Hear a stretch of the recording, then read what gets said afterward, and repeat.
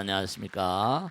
벚꽃 대통령 지광입니다. 오늘은 정말 종교, 모든 종교의 근간이 되는 아주 중요한 그런 그 원리에 대해서 공부하는 시간입니다. 정말 여러분들이 진지한 자세로 좀 공부를 하셔야 되겠고, 지금까지 공부한 걸 또 정리해 나가는 과정이기도 해요. 181쪽이잖아요, 그죠? 네. 우선 근본적으로 우리가 부처님 말씀을 공부하고 불경을 공부하고 하는데요. 이게 보현, 문수 보현 이렇게 얘기하는 것처럼 실천이 뭔가 겸비되지 않으면 이게 사실은 경전은 소용이 없어요. 사꾼이 참선하다가도 사꾼이 뭐 활꾼이 이런 얘기 많이 하거든요. 즉 다시 말하면 종교는 체험이 아주 중요하잖아요. 체험이 전체라고 말할 수 있어요. 종교 체험. 즉 다시 말하면 말로 되는 게 아니거든요. 하나의 세계, 영혼의 세계는 내 마음이 하나가 되고 영혼과 하나가 될 때 뭔가 체험되는 어떤 세계가 있어요. 불교도 그렇고 뭐 이슬람교, 유대교, 무슨 뭐 예수교, 기독교 모든 종교가 다 근본 원리는 하나예요. 얼마나 깊이 들어갔느냐, 그 깊이가 어느 정도인가의 차이가 있을 뿐이에요. 근본적으로 중요한 건 뭐냐면 얼마나 내 몸과 마음이 하나가 영혼이잖아요. 하나가 전체예요. 그 하나는 뭐라? 거기에 모든 단어들이 다 하나에 전부 다 투입되는 겁니다. 하나는 사랑이다. 그죠? 사랑이. 하나는 자비고, 하나는 영원이고, 하나는 관용이고, 이해고, 아량이고, 우리가 쓰고 있는 모든 아름다운 단어들은 전부 다 하나의 단도가 들어갑니다. 바다에 뭐죠? 시냇물이 흘러서 무슨 절절 흘러가지고 뭐 냇가로 가고 강으로 가고 바다로 가는 것처럼 바다의 모든 게 다 전부 다 흘러들고 있잖아요. 그러면서 뭔가 아니 하나도 자기 주장을 안 해요. 그러면서 가장 낮은 곳에 있거든요. 바닷속엔 정말로 모든 게 다 들어있죠. 근데 불교에서는 그냥 우주바다라는 말을 많이 하잖아요. 하나, 전체, 무한, 무량, 무변 뭐 이런 얘기 많이 하잖아요. 그런 단어로 나열된 세계가 아니라 정말 환희와 연락, 우리가 쓰고 있는 모든 뭐 쾌락이라는 것도 마찬가지야. 지난번에 말씀했잖아요. 중요한 건 문수보현 우리 공부할 때도 얘기했지만 이게 제대로 딱 부처님은 자기가 체험한 모든 영역을 전부 다 경전에 남겨놓으셨잖아요. 근데 그 경전은 뭐라? 우리가 이렇게 실천하라는 거예요. 실천해야지만 종교는 힘이 있어요. 말만 가지고 되는 게 아니에요.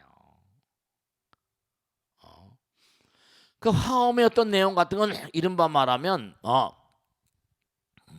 어떤 끊임없는 어떤 이론의 정립을 통한 실천을 향한 가격을 한다면 이 내용은 전부 다 뭐라? 실천이에요. 실천. 선과 명상, 또 기도 뭐 이런 것 다. 그러니까 몸과 마음을 다해서 정말 총력적인 기도를 한다. 그러면 정말로 영험이라는 게 오잖아요. 정말 스님 기적이에요. 기적은 뭐라 그랬어요? 애들 차는 게 아닙니다. 기적은 뭐라? 부처인 나라의 언어예요. 영험이라는 건 뭐라? 우리 인간이 도저히 뭔가 아니 불가능하다는 것도 부처님께서 뭐라 그냥 일거에 그냥 밀어서 영험이 말이죠. 부처님과 통하는데 저는 수많은 그런 그 신도들의 위급한 상황을 뭐 수도 없이 많이 체험하고 사니까. 그러니까 위급한 상황에서 뭔가 그걸 잘 넘어가도록 해야 되잖아요. 판단이 잘 안 쓴다니까 딱 어떤 상황에 딱 그냥 막 부딪힌 말이죠. 막 그냥 막 이래야 좋은지 저래야 좋은지 말이에요. 생명은 경각에 달려 있는데 말이죠. 그런 수들도 수도 없이 많아요. 네, 부처님 원리를 아는 자들은 흔들리지 않죠. 네, 그렇습니다. 결국 뭐냐면 하나의 세계로 들어가면 하나는 사랑이니까 사랑은 문자들이 우리의 환희와 연락을 네, 법열의 세계, 선열의 세계를 열어주고 네. 그러니까 거기 보세요. 모든 종교는 어떻게 보면 하나의 목표를 가지고 있다 해도 과언이 아니다. 네, 그래요.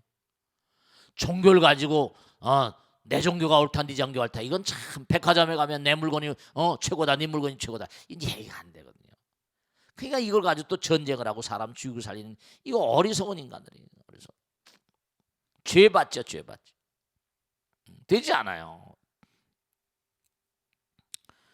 정말 모든 수행은 백화점에 진열되어 있는 상품처럼 나의 것이 오라고 너의 것은 뭐라 열등하고의 차원이 없다. 네, 하나같이 영원을 얘기하고 가르치며 진리의 담당자로서의 사명을 표방하고 있기에 더욱더 그러하다. 정말 그래요. 자기들이 믿는 종교가 가장 숭하고 남의 종교는 그렇지 못하다는 관점에서 다투고 살육하고 있지만 그 같은 예는 진리를 아직 제대로 깨닫지 못한 종교 직업인들의 어리석음 때문이라고 말하지 않을 수가 없다. 네, 그래요. 그러니까 우리는 아까 그랬잖아요. 계속 가는 거야, 그지? 중심을 향해서 중심이 깨지는 그날 뭐라 우리는 영원이 되는 거니까 가기만 하는데 왜 자기 길을 가면 될 걸 왜 싸우고 죽이고 살리고 해? 우리 종교만 최고라고 말이지. 그거는 그 종교를 만든 사람조차도 원하지 않을 거예요. 하나님이나 부처님이 전하는 무슨 알라신도 원하지 않을 겁니다. 보세요. 중심을 향해 나가는 중도의 궁극에 도달한 성자들이 중도의 궁극 하나야. 중도의 궁극에 도달한 성자들이 어찌 싸우고 다투겠는가? 정말 안타까운 거예요. 정말로 종교를 가지고 싸우고 다투고 살육하고 또 종파 간에도 그러한 전쟁이 벌어진 예가 정말로 안타깝다. 그래서 넘겨보세요. 그래서 네, 거기 보면 중간쯤 보세요.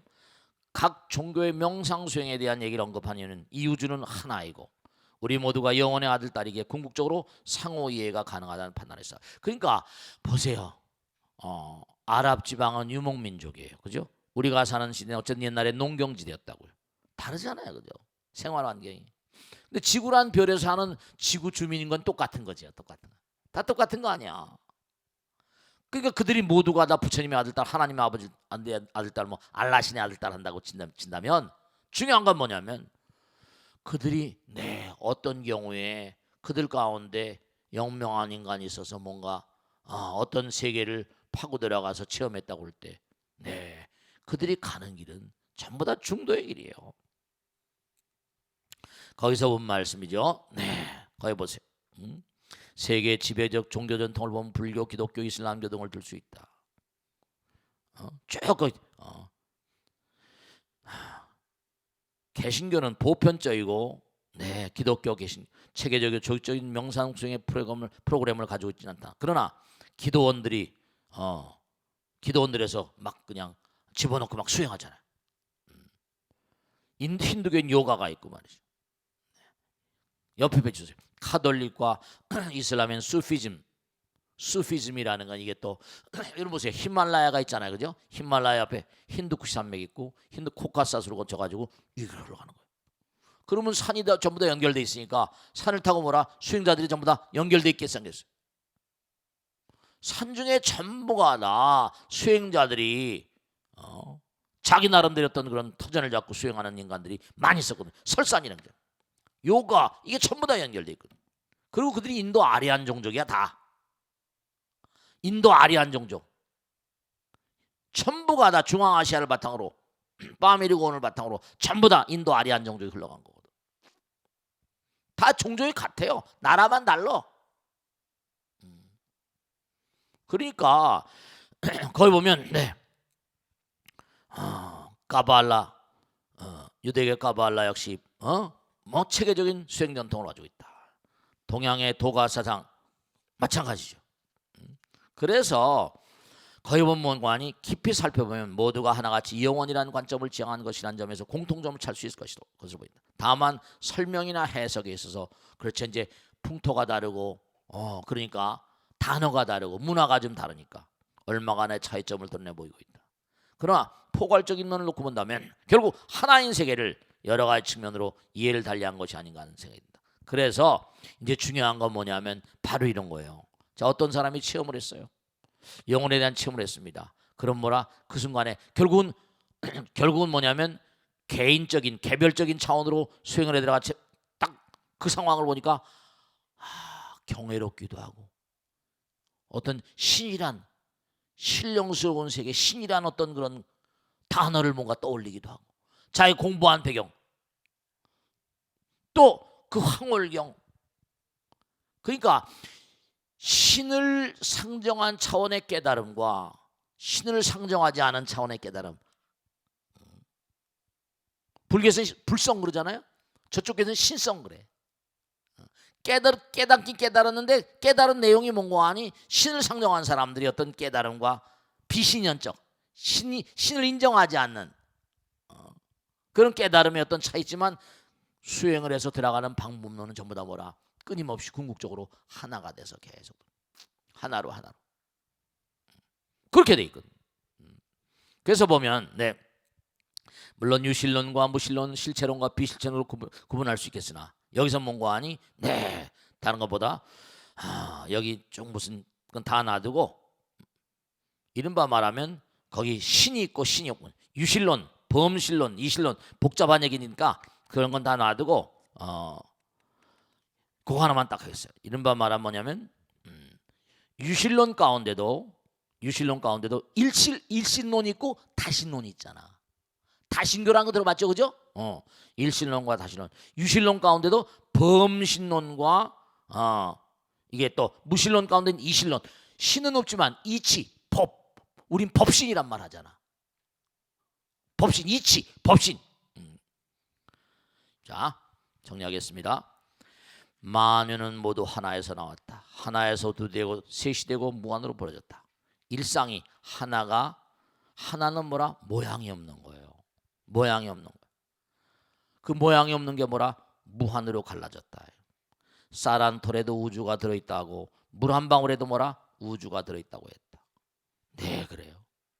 하나가 전체이고 전체가 하나이니까 하나는 부처님이요 모양 없으나 무한한 모양을 두루 나타내시는 거로 언제나 뭐라? 우리 모두의 마음과 몸 가운데 함께 하신다. 그런데 여기 중요한 게 나옵니다.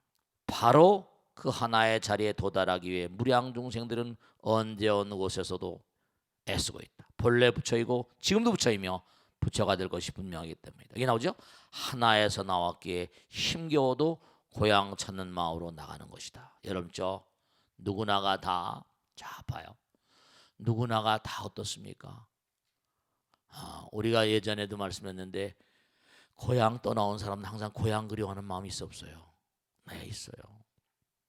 그리고 또 중요한 거는 모두가 다 어머니의 못에서 나왔기 때문에 고통스럽고 어려울 때는 항상 엄마 그러잖아요. 엄마는 영혼의 종교인 것처럼 탕자의 비유, 궁자의 비유인 것처럼 우리가 이상스러운 마음이 하나 있어요.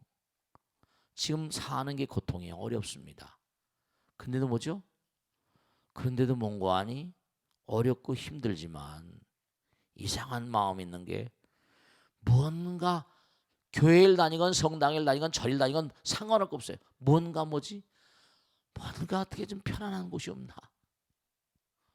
유토피아라고 그럴까? 패러다이스라고 그럴까? 고통스러우면 고통스러울수록 뭔가 하니 고통을 극복한 어떤 세계 이상향이라고 할까? 네. 근데 이상향을 우리가 어떻게 가는 방법? 비행기를 타고 가요? 어디를 가? 로켓을 타고 가냐? 어디를 가냐? 부처님 뭐라고 하셨는 거 아니?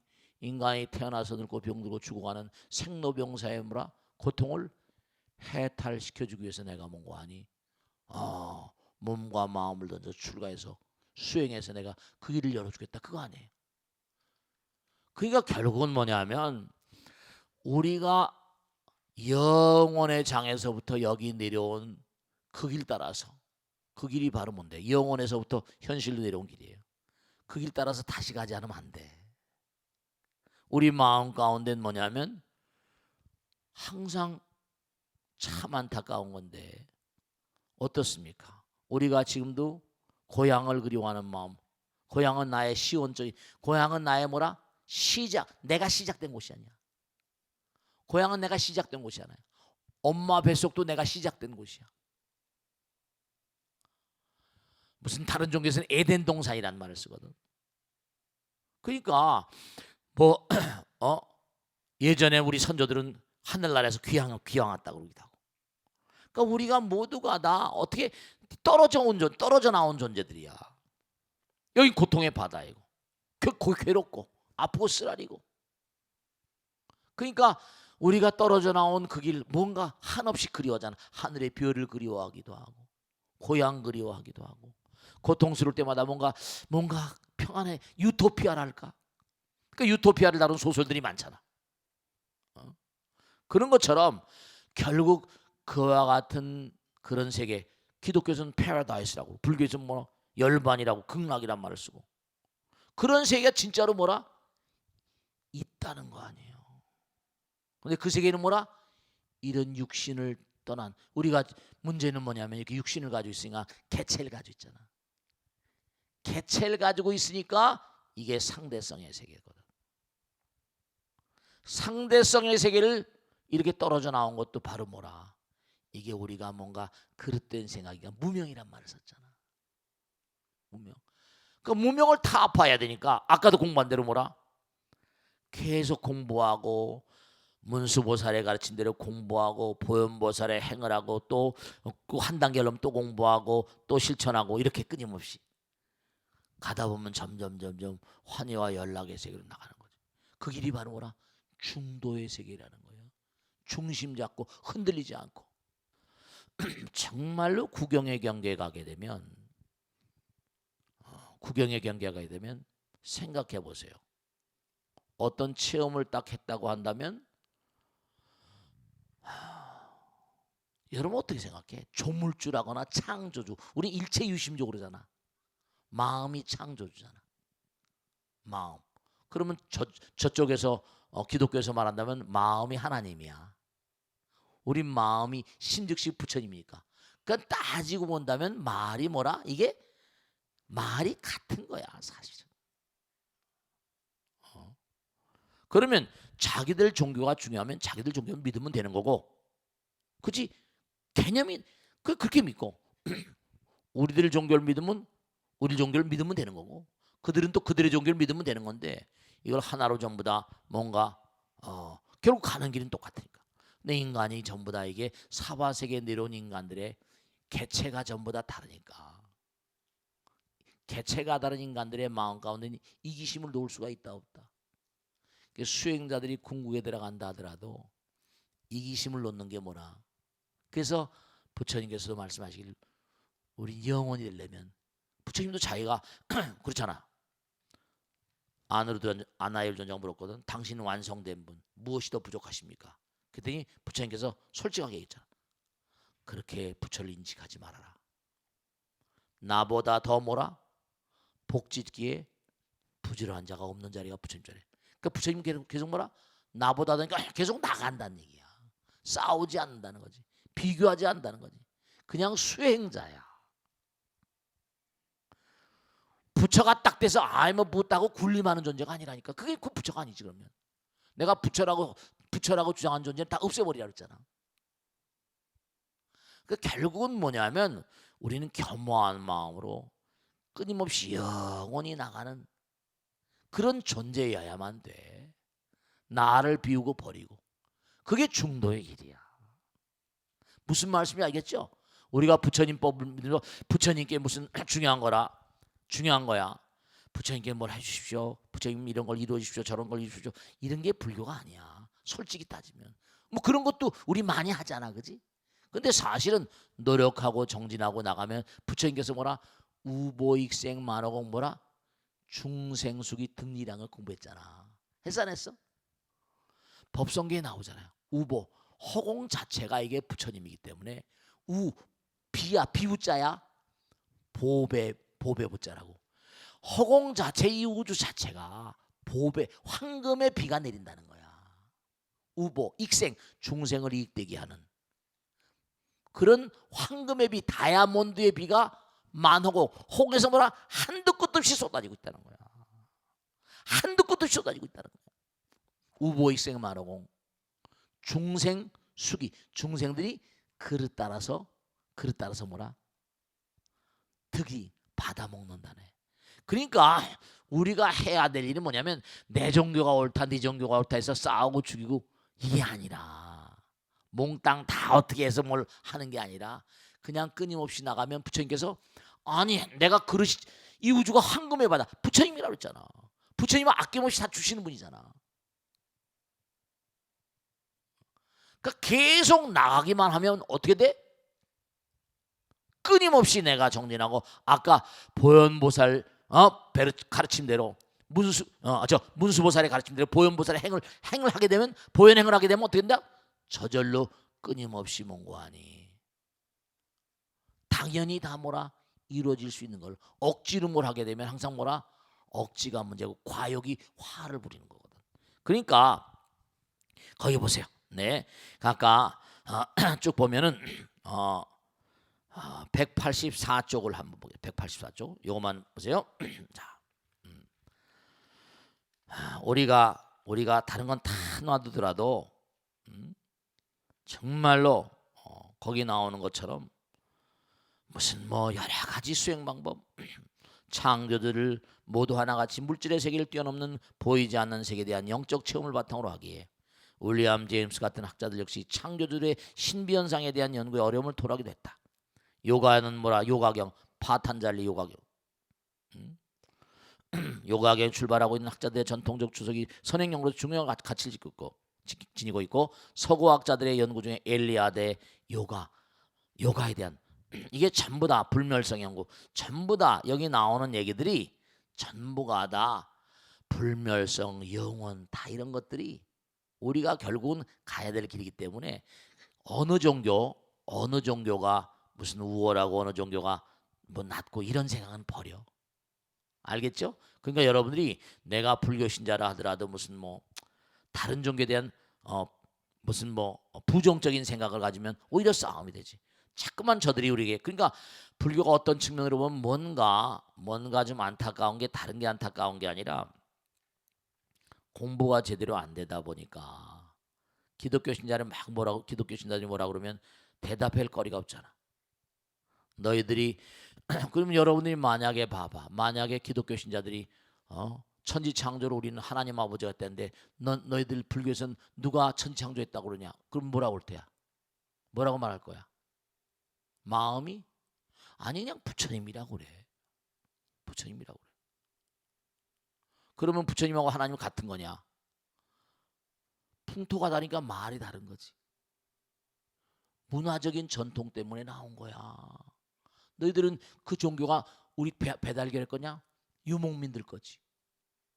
거기는 원래 다신교 일신교가 있었고 우리 동양에 뭐라?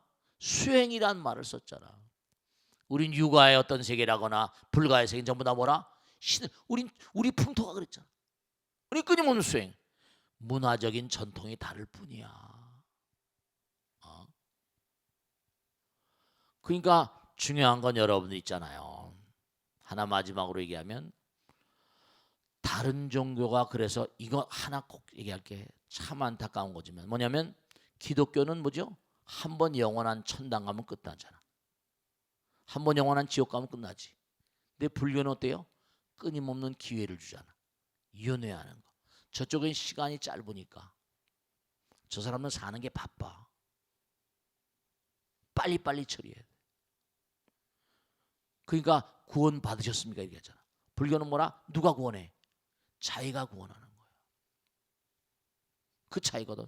그러니까 종교 가지고 누가 싸움을 걸고 하는 건 참 이게 안타까운 일이지만 여러분이 하나의 체를 세워놓지 않으면 이게 참 이게 그러니까 불교 믿던 사람 다 기독교로 가버리고 카톨릭으로 가버리고 하는 거지. 그러니까 오늘 공부한 대로 결국은 뭐냐면 결국 하나로 가는 길이라는 거. 알겠죠? 하나로 가는 길인데 말만 다 다르고 카톨릭이라거나 이른바 기독교라거나 수피라거나 근데 불교는 뭐라고 그래? 결국 하나가 되는 거라고 하잖아. 저들은 뭐라? 신의 한 창조를 얘기하는 거지. 천당 가는 거라고 얘기하잖아. 그래서 여기에 각 종교의 명상 체계의 목적은 하나라는 건 다음 시간에 조금 더 보완해서 좀 설명하도록 하겠습니다. 자, 질문 받겠습니다. 네, 누가 질문해 보세요. 네, 안녕하세요. 네, 60기 정덕행입니다. 네, 고맙습니다. 네, 저희 지인 중에 한 분이 음, 대학교를 가고 싶다고 해서 제가 음, 대신 여쭙겠습니다. 우리 능인대학원 다른데, 네, 한번 얘기해봐. 네, 네. 그분은 전문대를 졸업하셔서 네, 지금은 방송통신대학교에 음, 편입해서 다시 대학 공부를 하고 계시는데요. 네, 54년생이라 3년 후쯤 대학원에 갈 때쯤 되면 음, 60대 중반이라 음, 나이가 너무 많은 건 아닌지 음, 공부를 잘 따라갈 수 있는지 음, 고민이 많다고 합니다. 네, 뭐 이렇게 이분과 같이 늦게 공부를 시작하시는 분들을 아, 위해 네, 선생님께서 네, 조언을 해주시면 감사하겠습니다. 네, 박수를 맞으세요.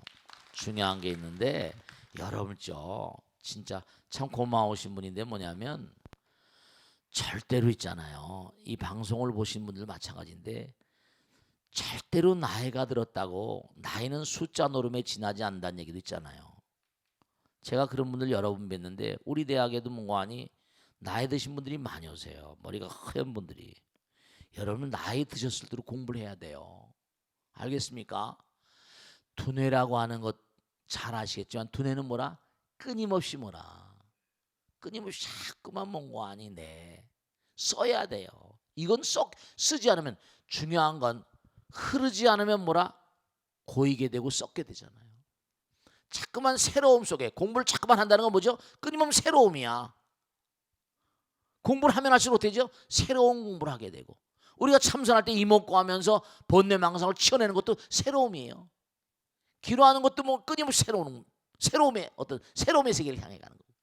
그러니까 나이가 아무리 들었다 하더라도 공부하는 마음 가운데 치매가 오진 않습니다. 그냥 치매 연구하는 학자들이 항상 한 얘기가 나이가 들어도 끊임없이 공부하라고 그러잖아요.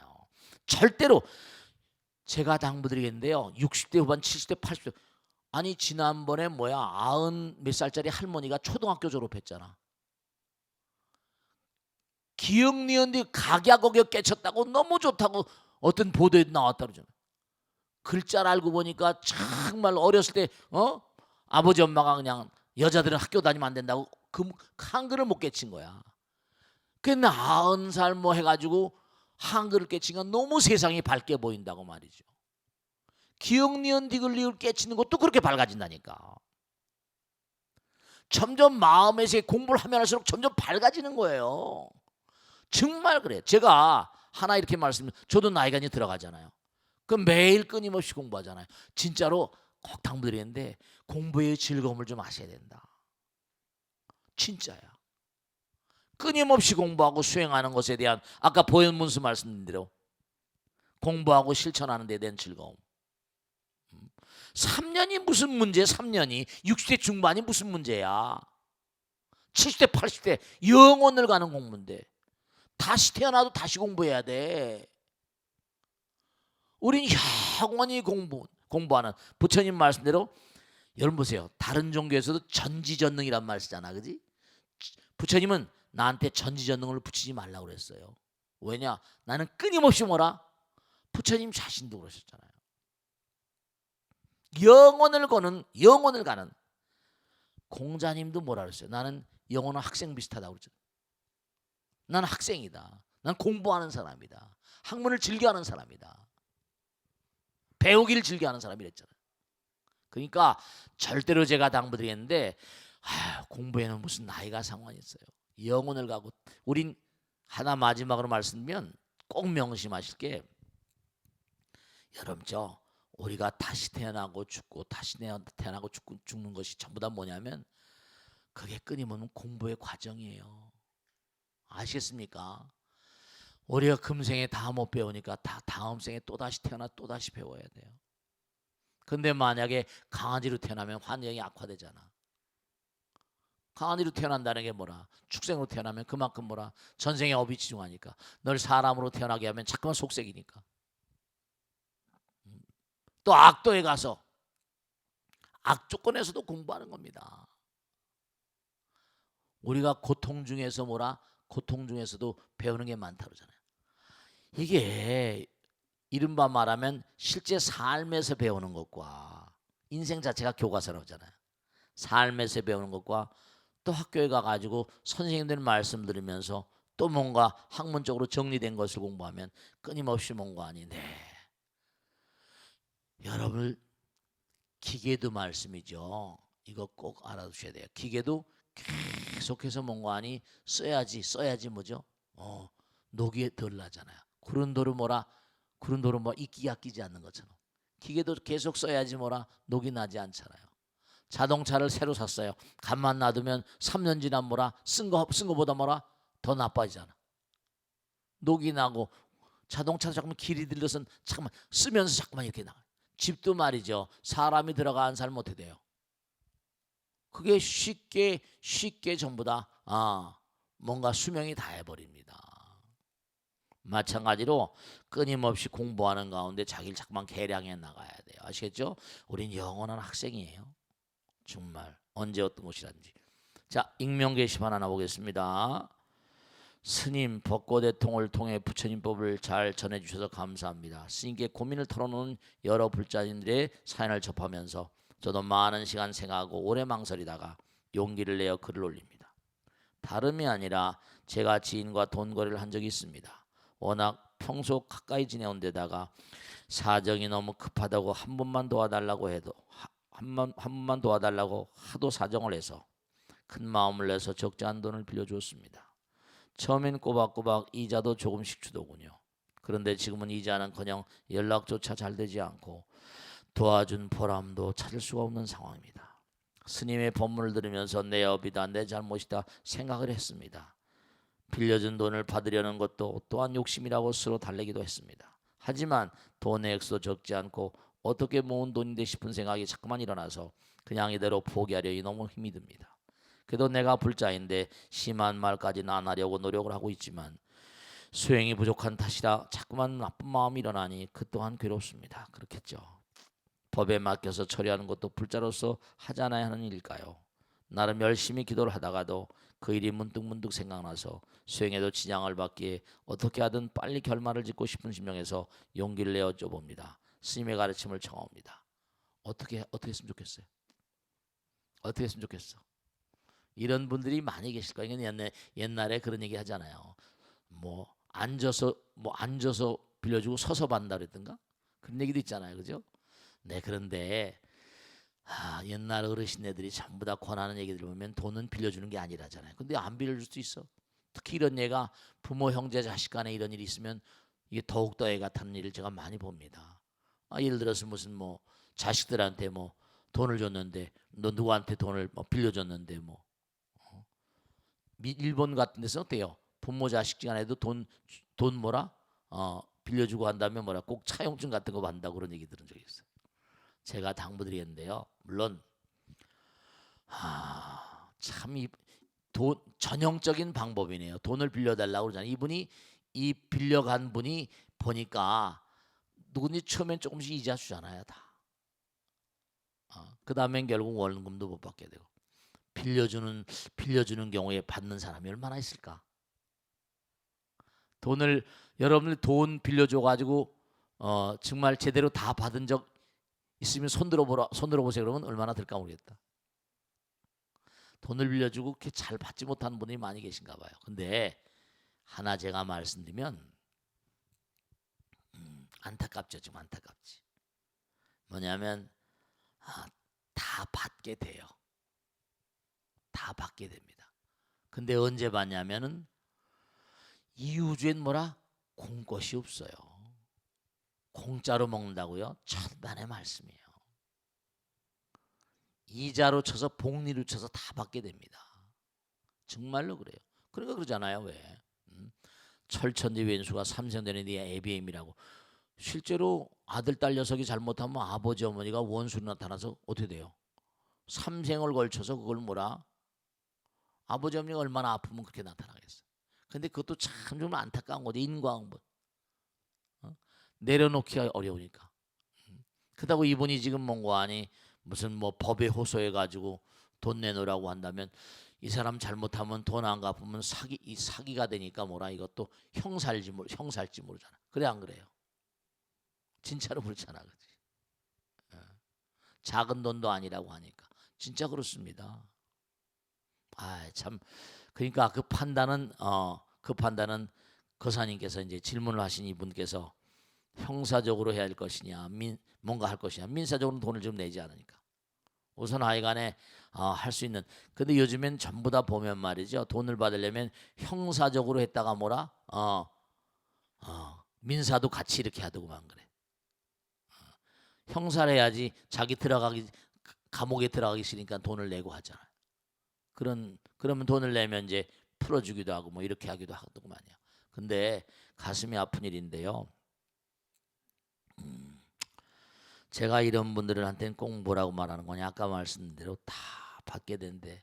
근데 작은 돈이 아니 너무 먼 거 아니. 마음이 아프잖아요. 지난번 또 이런 수가 있었어요. 어떤 분인 거 아니.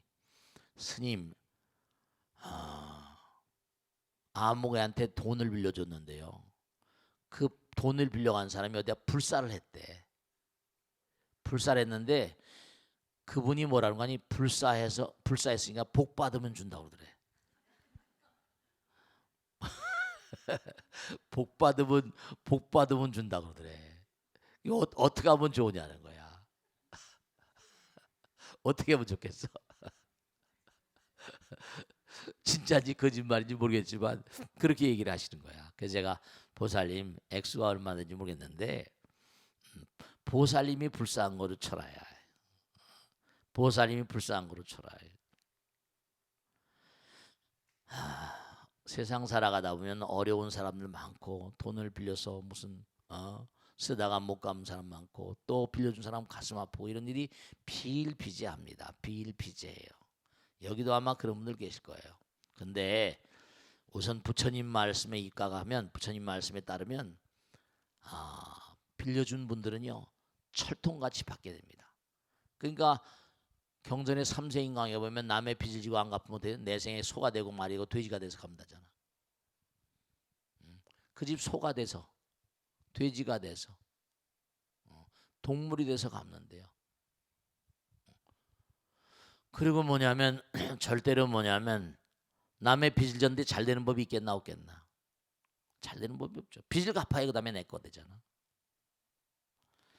다음 생에 분명히 뭔가 아니 어디서나 주변에 포진을 해가지고 꼭 그러니까 남에게 빚을 지게 되면 다음 생에 뭐예요? 종이 되거나 노비가 되거나 이렇게 돼버리. 삼세인강에 나오는 거니까.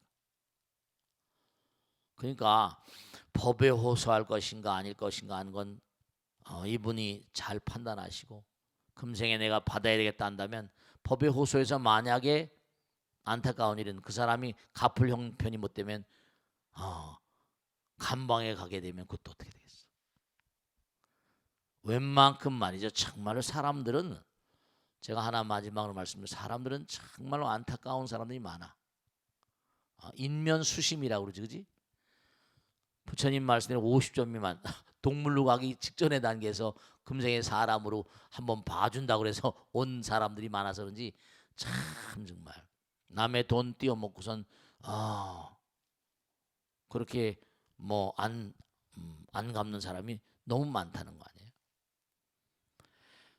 꼭 이분한테 당부드리고 싶은 것은 가슴이 너무 아프겠는데 그러면 자기도 손해잖아.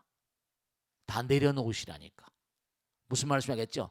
내려놓으시고 법에 호소하시겠으면 뭔가 받을 수 있는 가능성이 있겠다. 통첩을 최애 통첩 같은 게 너 만일에 이거 안 갚으면 나 정말로 형사적으로 가야겠다. 그렇게 되면 어떡하겠어요?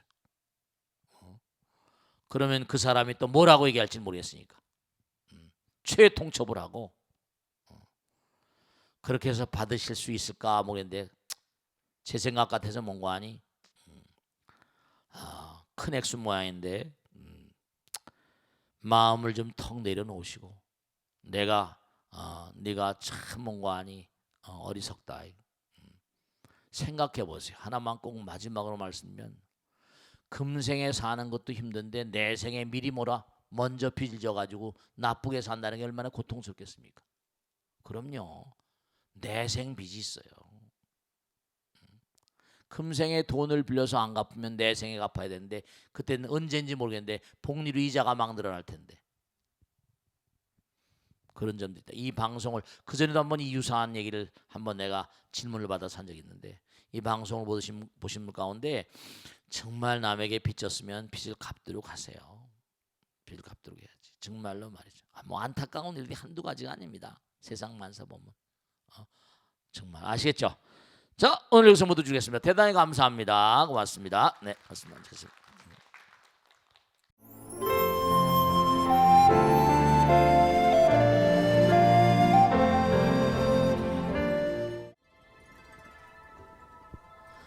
지광 스님과 함께하는 경전 이야기 시간입니다. 오늘은 장암경 중에서 한 편을 골랐습니다. 부처님께서 말씀하셨습니다. 완벽한 통찰력으로 사물을 있는 그대로 보는 사람은 아득히 먼 과거를 헤아리지 않는다. 지나간 과거를 헤아리지 않으므로 아득히 먼 미래 역시 헤아리지 않는다. 과거나 미래를 헤아리지 않기에 그는 무언가에 매달리는 집착 또한 없으니 세상 어느 것에도 집착하지 않으므로 그의 마음은 육신과 감각, 지각과 의식을 떠났으며 본래의 집착에서 해방되었느니라. 본래에서 해방되었기에 그 마음은 흔들리는 일이 없으며 마음이 흔들리지 않기에 그 마음은 항상 기쁨이 흘러 넘치는 법. 기쁨이 충만한 마음에는 더 이상 어떠한 번뇌도 일어나지 않으며 모든 번뇌에서 벗어난 이는 더 이상 윤회의 삶을 받지 않음을 깨닫게 되리라. 네, 아주 아름다운 가르침입니다. 우리가 과거와 현재, 미래라고 하는 것은 상대성의 세계입니다. 상대성의 세계는 번뇌가 있을 수밖에 없거든요. 나와 남 사이의 말씀이죠. 내가 말을 할 때도 항상 나의 이기심을 바탕으로 하고 말하게 되지 않습니까? 그럼 상대방도 다 알게 되는 거죠. 나의 이기심을 내려놓으면요, 정말 평온한 삶을 우리가 유지할 수 있습니다. 근데 사람들이 내모일물에 골공소라, 올 때도 알몸으로 왔다가 갈 때도 뭐라 알몸으로 가는 게 기정사실이잖아요. 근데도 전혀 사람들이 그럴 마음이 없기 때문에 고통이 과거, 현재, 미래로 끊임없이 이어지는 것입니다. 결국은 부처님 말씀대로 완벽한 통찰력이라는 건 뭐냐? 과거와 현재, 미래라는 것이 이게 이기심 때문에 오는 것이고 상대성의 세계를 바탕으로 오는 것이기 때문에 집착을 내려놓으면 번뇌가 다 녹아져 버리고 번뇌가 다 하게 되면 우리 문자 그대로 과거, 현재가 떠나져 버린, 과거, 현재, 미래가 사라져 버린 영원 속의 존재가 됩니다. 그러니까 영원이라는 건 바로 뭐냐? 시간과 공간이 떨어져 버린 세계예요. 시간과 공간 어디서 왔는가? 내가 있으므로 네가 있지 않는가? 부처님 말씀하셨잖아요. 내가 있으므로 네가 있지 않는가? 그럼 내가 없어지면 뭐라? 남도 없어지지 않는가? 내가 있기 때문에 남이 있게 되면 그 사이에 거리가 있고 시간과 공간이 생기는데 나가 없어져 버리면 너도 없어져 버리니까 나와 남이 없어지는 그 자리가 무아의 자리고 그 무아의 자리는 영원 그 자체이다. 이렇게 말씀하셨죠. 그러니까 우리가 항상 통찰력 깊은 사람들은 지금 현재 이 순간 내가 정말 한없는 사랑의 마음으로 한없는 자비심으로 말을 하게 되는, 생각을 하게 되는, 행동을 하게 되는 그런 사람들은 부처님의 무량한 복보가 몸과 마음에 가득히 그렇게 내리게 되어 있습니다. 마치겠습니다. 선물하십시오.